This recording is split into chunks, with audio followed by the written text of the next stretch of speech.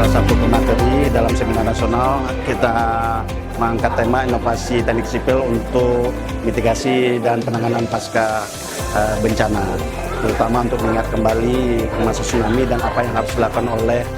masyarakat kita, seluruh stakeholder untuk memitigasi bencana yang ada, terutama terkait dengan isu-isu megatrust, inovasi-inovasi yang dilakukan oleh teknik sipil, termasuk penanganan tebing, penataan pola ruang,